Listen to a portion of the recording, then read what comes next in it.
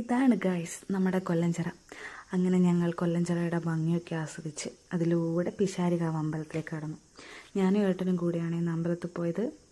ഞങ്ങൾ പോയപ്പോൾ തന്നെ കണ്ടത് കോമരങ്ങളാണ്. ചോരയൊക്കെ കുളിച്ച് നിൽക്കുന്ന കോമരങ്ങൾ. ഞാൻ ആദ്യമായിട്ടാണ് കേട്ടോ ഇത്ര നേരിട്ട് ഇങ്ങനെ കോമരങ്ങൾ കാണുന്നത്.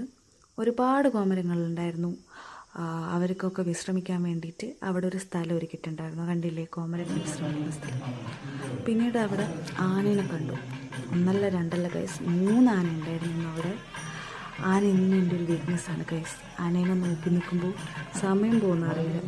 അതുകൊണ്ട് കുറേ നേരം നോക്കിയിരുന്നു. പിന്നീട് അമ്പലത്തിൽ കൂടെ ഞാനേട്ടനും കൂടി ഒന്ന് ചുറ്റിക്കറങ്ങി. അപ്പോഴേക്കൊന്ന് ഇരുടായിരുന്നു. ഇരുടാകുമ്പോൾ അമ്പലത്തിലൊരു പ്രത്യേക ഭംഗി തന്നെയാണല്ലേ ഗൈസ്, പൊള്ളിയാണ്. രാത്രിയായപ്പോൾ അവിടെ ഒരു വയലിൻ സോളോ ഉണ്ടായിരുന്നു. പറയാതിരിക്കാൻ കഴിയില്ല ഗൈസ്, സൂപ്പർ എന്ന് പറഞ്ഞാൽ സൂപ്പർ. നിങ്ങളൊന്ന് കേട്ടു നോക്ക്.